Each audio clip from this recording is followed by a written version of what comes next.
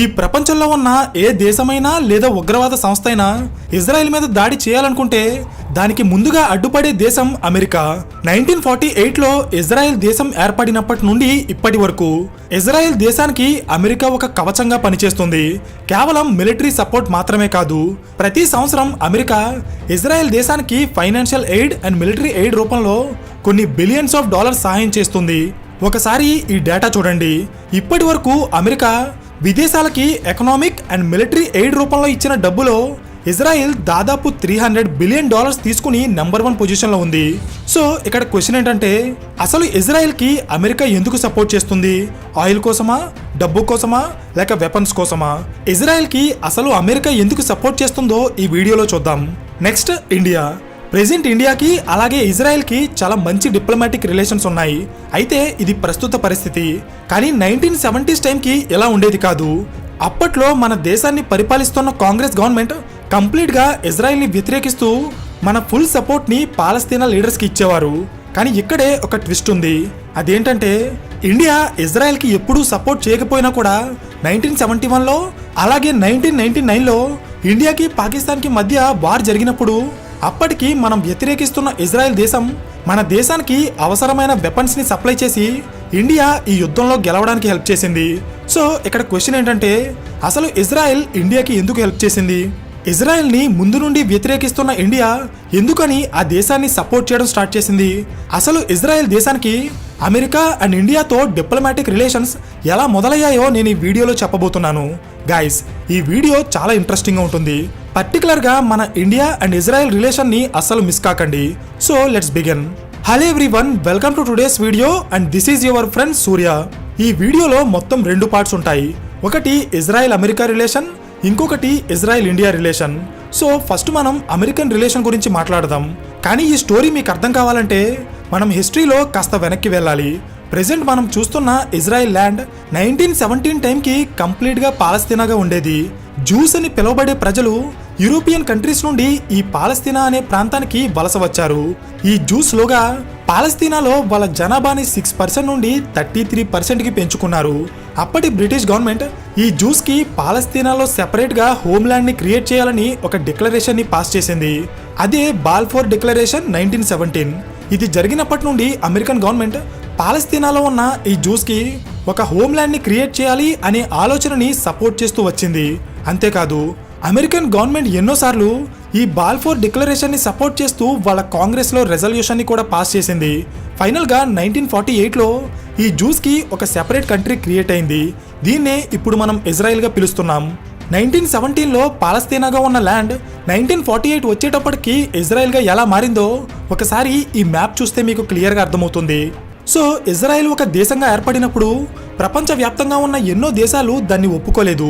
చాలా దేశాలు ఇజ్రాయెల్ని వ్యతిరేకిస్తూ పాలస్తీనాని సపోర్ట్ చేశాయి. ఇందులో ఇండియా కూడా ఉంది. దాని గురించి మనం తర్వాత మాట్లాడదాం.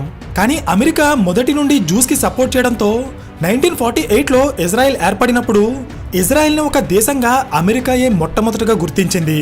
అప్పటి నుండే అమెరికాకి అలాగే ఇజ్రాయెల్కి మధ్య రిలేషన్ స్టార్ట్ అయింది.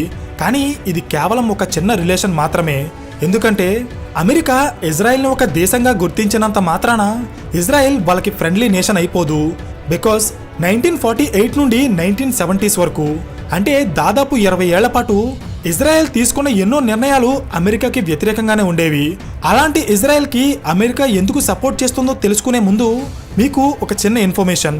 రీసెంట్గా జరుగుతున్న యుద్ధాల్లో కూడా drones and AI led surveillance లాంటి టెక్నాలజీని యూజ్ చేస్తున్నారు. అంటే ఆర్టిఫిషియల్ ఇంటెలిజెన్స్ ఎంత స్పీడ్గా గ్రో అవుతుందో మీరే అర్థం చేసుకోండి.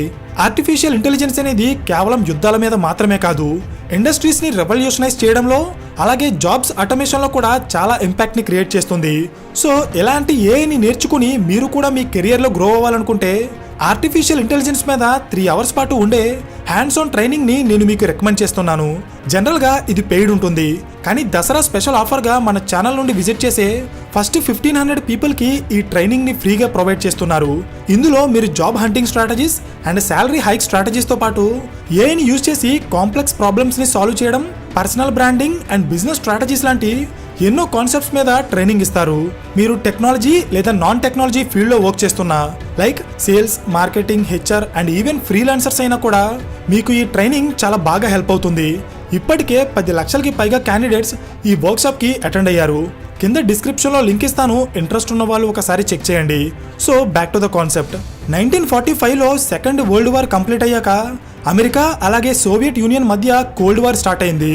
కోల్డ్ వార్ అంటే ఇక్కడ యుద్ధం ఏం జరగదు, కానీ యుద్ధంలో పాల్గొన్న దేశాల మధ్య జియో పొలిటికల్ టెన్షన్స్ ఉంటాయి. దీన్నే కోల్డ్ వార్ అంటారు. అయితే కోల్డ్ వార్ టైంలో అమెరికా అలాగే యుఎస్ఎస్ఆర్ ఈ రెండు దేశాల యొక్క ఫోకస్ మిడిల్ ఈస్ట్ కంట్రీస్ మీద ఉండేది. ఇద్దరు కూడా ఇక్కడ వాళ్ళ ఇన్ఫ్లుయెన్స్ ని పెంచుకోవడానికి ట్రై చేసేవారు.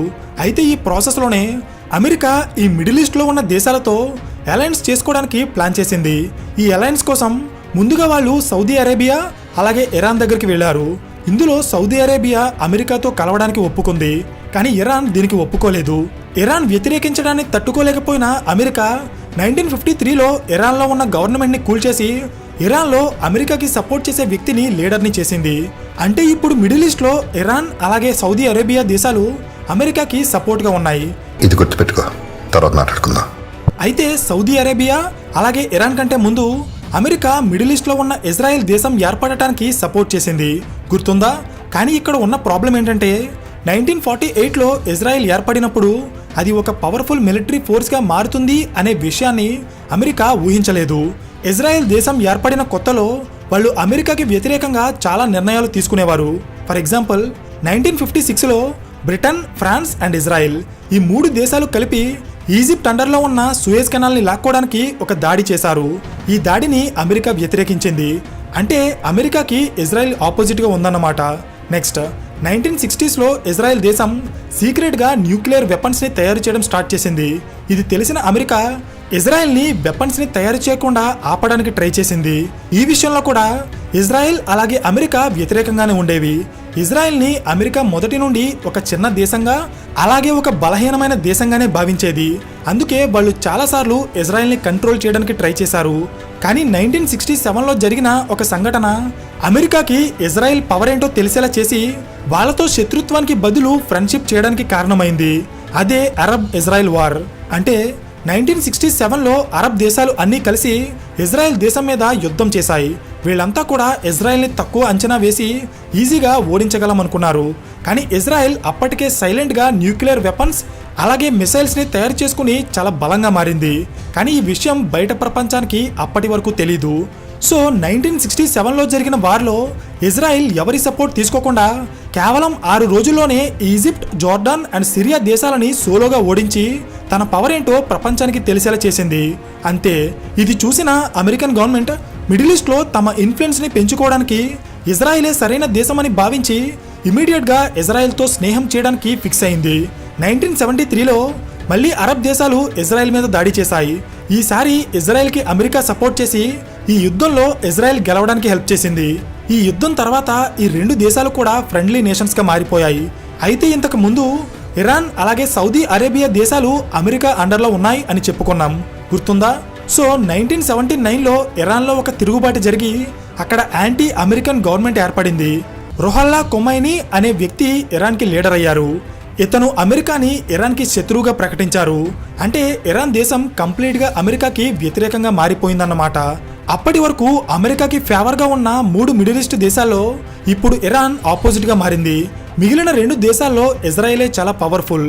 సో ఎలా అయినా ఈ దేశాన్ని కోల్పోకూడదు అనే ఇంటెన్షన్తో అమెరికా ఇజ్రాయెల్తో చాలా క్లోజ్ బాండ్ని పెంచుకోవడం స్టార్ట్ చేసింది. ఎంతలా అంటే ఇజ్రాయెల్కి తన బార్డర్ కంట్రీస్తో ఉన్న గొడవలన్నింటిలో అమెరికా తలదూర్చి సెటిల్ చేయడం, శాంతి ఒప్పందాలు చేయడం, military assistance and financial aid రూపంలో అమెరికా ఎన్నో రకాలుగా ఇజ్రాయెల్కి హెల్ప్ చేసి మిడిల్ ఈస్ట్లో ఇజ్రాయెల్ని ఒక బలమైన సపోర్టర్గా మార్చుకుంది. నిజానికి అమెరికా ఇజ్రాయెల్ని సపోర్ట్ చేయడానికి చాలా రీజన్స్ ఉన్నాయి. ఫర్ ఎగ్జాంపుల్, నాటో దేశమైన టర్కీని కాపాడుకోవాలన్నా, ఆయిల్ని కంట్రోల్ చేయాలన్నా, మిడిల్ ఈస్ట్లో యుఎస్ఎస్ఆర్ లేదా రష్యాని ఎదుర్కోవాలన్నా అండ్ ఫైనల్గా ఒక బలమైన మిలిటరీ అండ్ వెపన్ సపోర్ట్ కావాలన్నా అమెరికాకి ఇజ్రాయెల్తో స్నేహం చాలా అంటే చాలా అవసరం. అందుకే 1948లో అమెరికాకి ప్రెసిడెంట్గా ఉన్న హ్యారీ ట్రూమాన్ దగ్గర నుండి రీసెంట్గా వచ్చిన Donald Trump and Joe Biden వరకు అమెరికన్ ప్రెసిడెంట్స్ అయిన దాదాపు అందరూ ఇజ్రాయెల్ని సపోర్ట్ చేస్తూ ప్రతి సంవత్సరం కొన్ని బిలియన్స్ ఆఫ్ డాలర్స్ని ఇజ్రాయెల్కి పంపిస్తున్నారు. సో అమెరికా ఇజ్రాయెల్కి ఎందుకు సపోర్ట్ చేస్తుందో మీకు అర్థమైందనుకుంటున్నాను. Next, India Israel relation. 1948లో పాలస్తీనా దేశంలో ఉన్న కొంత భాగాన్ని జూస్ ప్రజలు తీసుకుని అక్కడ ఇజ్రాయెల్ దేశాన్ని ఏర్పాటు చేసినప్పుడు ప్రపంచవ్యాప్తంగా ఉన్న ఎన్నో దేశాలు ఇజ్రాయెల్కి బదులుగా పాలస్తీనాని సపోర్ట్ చేశాయి అని చెప్పుకున్నాం. అవునా? అయితే ఈ లిస్టులో ఇండియా కూడా ఉంది. 1948లో ఇజ్రాయెల్ ఏర్పడినప్పుడు ఇండియా ఇజ్రాయెల్కి కాకుండా పాలస్తీనాకి సపోర్ట్ చేసింది. అంతేకాదు 1949లో ఇజ్రాయెల్ యునైటెడ్ నేషన్స్ మెంబర్షిప్కి అప్లై చేసినప్పుడు కూడా ఇండియా ఇజ్రాయెల్కి వ్యతిరేకంగానే ఓటు వేసింది. ఎందుకంటే మొదటి నుండి మన దేశం పార్టీషన్ అనే ఐడియాకి వ్యతిరేకంగా ఉండేది. అయితే ఇక్కడ మీకు ఒక విషయం తెలియాలి. 1962లో ఇండియాకి చైనాకి వార్ జరిగినప్పుడు ఇండియన్ ప్రైమ్ మినిస్టర్ అయిన నెహ్రూ గారు ఇజ్రాయెల్ పిఎంకి ఒక లెటర్ రాసి యుద్ధానికి అవసరమైన వెపన్స్ని సప్లై చేయమని ఒక సీక్రెట్ డీల్ మాట్లాడారు. కానీ ఆ డీల్లో ఒక కండిషన్ ఉంది. అదేంటంటే ఆ వెపన్స్ మీద ఇజ్రాయెల్ ఫ్లాగ్ ఉండకూడదు. బికాస్ ఆ టైంకి ఇండియా ఇజ్రాయెల్కి కాకుండా పాలస్తీనాకి సపోర్ట్ చేస్తుంది. లాజిక్ అర్థమైందా? కానీ దీనికి ఇజ్రాయెల్ ఒప్పుకోకుండా ఫ్లాగ్ వేసిన వెపన్స్ని ఇండియాకి పంపి ఆ యుద్ధంలో హెల్ప్ చేసింది. నెక్స్ట్, 1971లో ఇండియాకి పాకిస్తాన్కి యుద్ధం జరిగినప్పుడు అమెరికా పాకిస్తాన్కి సపోర్ట్ చేసింది. సో ఇజ్రాయెల్ అమెరికా అలయన్స్లో ఉంది కాబట్టి వాళ్ళు ఇండియాకి సపోర్ట్ చేయకూడదు. కానీ ఈసారి కూడా అప్పటి ప్రైమ్ మినిస్టర్ అయిన ఇందిరాగాంధీ ఇజ్రాయెల్ పిఎం అయిన గోల్డా మారీతో ఒక సీక్రెట్ డీల్ మాట్లాడి ఇజ్రాయెల్ నుండి ఇండియాకి కావాల్సిన వెపన్స్ని తెచ్చుకున్నారు. నిజానికి ఈ యుద్ధంలో ఇజ్రాయెల్ అమెరికాకి వ్యతిరేకంగా ఇండియాకి హెల్ప్ చేయడం అనేది చాలా రిస్కీ. అయినా కూడా ఇజ్రాయెల్ దేశం ఆ రిస్క్ తీసుకుని ఇండియాకి హెల్ప్ చేసింది. సో ఇది విన్నప్పుడు మనలో చాలామంది ఇజ్రాయెల్ దేశం ఇండియాకి 1962లో హెల్ప్ చేసింది, అలాగే 1971లో కూడా హెల్ప్ చేసింది. బహుశా అందుకే ఇండియా కూడా ఇజ్రాయెల్కి సపోర్ట్ చేసి ఉంటుంది అనుకుంటారు. అవునా? ఒకవేళ మీరు అలా అనుకుంటే యు ఆర్ రాంగ్. ఇండియాని కాంగ్రెస్ గవర్నమెంట్ పరిపాలిస్తున్న టైంలో వాళ్ళు ఎక్కువగా పాలస్తీనాకి సపోర్ట్ చేశారు. ఫర్ ఎగ్జాంపుల్, పాలస్తీనా ప్రజల యొక్క స్వేచ్ఛ అలాగే ఐకమత్యం కోసం 1964లో పాలస్తీన్ లిబరేషన్ ఆర్గనైజేషన్ PLO అనే పేరుతో ఒక సంస్థ ఏర్పాటు చేశారు. ఈ సంస్థకి యస్సిర్ అరఫాత్ అనే వ్యక్తి చైర్మన్గా ఉండేవారు. సో ఇప్పుడు ఈ వ్యక్తి గురించి ఎందుకు చెప్తున్నానంటే, ఇందిరాగాంధీ PLO లీడర్ అయిన ఈ యస్సిర్ అరఫాత్కి చాలా సపోర్ట్ చేసేవారు. యస్సర్ కూడా ఎన్నో మీటింగ్స్లో ఇందిరాగాంధీ తనకి సిస్టర్ లాంటి వారని ప్రెస్ ముందు స్టేట్మెంట్స్ ఇచ్చారు. సో ఈ ఫ్రెండ్షిప్ వల్ల ఇందిరాగాంధీ ఇజ్రాయెల్ నుండి యుద్ధ సమయంలో హెల్ప్ తీసుకున్నా కూడా ఆమె పాలస్తీన్కే ఎక్కువగా సపోర్ట్ చేసేవారు. అయితే మరి ఇండియాకి ఇజ్రాయెల్కి మధ్య డిప్లొమాటిక్ రిలేషన్స్ ఎప్పుడు స్టార్ట్ అయ్యాయి అనుకుంటున్నారా? చెప్తా చూడండి. సద్దాం హుస్సేన్, ఈ పేరు మీలో చాలా మంది వినే ఉంటారు. అవునా? ఇతను ఎక్కువగా టెర్రరిస్ట్ ఆర్గనైజేషన్స్కి సపోర్ట్ చేసేవారు. సో 1990లో గల్ఫ్ వార్ జరిగినప్పుడు పాలస్తీనా లీడర్ అయిన యస్సర్ అరఫాత్ ఆ యుద్ధంలో ఆయన సద్దాం హుస్సేన్కి సపోర్ట్ చేస్తున్నట్టు అనౌన్స్ చేశారు. ఇది ఇండియాకి నచ్చలేదు. అప్పటి నుండి ఇండియా ఇజ్రాయెల్తో డిప్లొమాటిక్ రిలేషన్స్ పెట్టుకోవడం స్టార్ట్ చేసింది. అంటే 1990స్లో గల్ఫ్ వార్ కంప్లీట్ అయ్యాక అప్పటి ఇండియన్ ప్రైమ్ మినిస్టర్ అయిన పివి నరసింహారావు గారు ఇజ్రాయెల్లో ఇండియన్ ఎంబసీని ఓపెన్ చేయించారు. నెక్స్ట్ ఇజ్రాయెల్ కూడా ఇండియాలో వాళ్ళ ఎంబసీని ఓపెన్ చేసింది. ఇక్కడి నుండే అఫీషియల్గా ఇండియా అలాగే ఇజ్రాయెల్ మధ్య డిప్లొమాటిక్ రిలేషన్స్ స్టార్ట్ అయ్యాయి. ఇది జరిగిన తర్వాత మళ్ళీ 1999లో ఇండియా పాకిస్తాన్ వార్ స్టార్ట్ అయింది. అప్పుడు కూడా ఇజ్రాయెల్ దేశం ఆ యుద్ధంలో ఇండియాకి అవసరమైన వెపన్స్ని సప్లై చేసి హెల్ప్ చేసింది. అయితే ఇక్కడ మీరు గుర్తుపెట్టుకోవాల్సిన విషయం ఏంటంటే, ఇండియా ఇజ్రాయెల్తో డిప్లొమాటిక్ రిలేషన్స్ని స్టార్ట్ చేసినంత మాత్రాన మనం ఎప్పుడూ కూడా పాలస్తీనాకి వ్యతిరేకంగా మారలేదు. ఇప్పటికీ కూడా ఇండియన్ గవర్నమెంట్ ఇజ్రాయెల్ అలాగే పాలస్తీనా రెండింటికి సపోర్ట్ చేస్తుంది. ఇద్దరితో మంచి రిలేషన్షిప్ని మెయింటైన్ చేస్తుంది. కానీ మనం క్లియర్గా గమనిస్తే 1990s ముందు ఉన్న కాంగ్రెస్ గవర్నమెంట్ పాలస్తీనాకి ఎక్కువగా సపోర్ట్ చేస్తే 2000 తర్వాత వచ్చిన బీజేపీ ఇజ్రాయెల్తో మంచి రిలేషన్షిప్ని మెయింటైన్ చేస్తుంది. సో ఫైనల్లీ ఇక్కడ నా క్వశ్చన్ ఏంటంటే, ప్రెజెంట్ జరుగుతున్న ఇజ్రాయెల్ అండ్ ఇరాన్ వార్లో ఇండియా ఒక స్టాండ్ తీసుకోవాల్సి వస్తే ఎవరికి సపోర్ట్ చేస్తుందని మీరు అనుకుంటున్నారో కింద కామెంట్ చేయండి. అండ్ ఈ వీడియో మీకు ఇన్ఫర్మేటివ్గా అనిపిస్తే ఖచ్చితంగా లైక్ చేసి, ఇంట్రెస్ట్ ఉన్న వాళ్ళు కింద డిస్క్రిప్షన్లో ఉన్న లింక్ని క్లిక్ చేసి గ్రోత్ స్కూల్ అందిస్తున్న 3 hours మాస్టర్ క్లాస్కి అటెండ్ అవ్వడానికి ట్రై చేయండి. So thank you for watching and I will see you in the next video. Till then, this is your friend Surya signing off.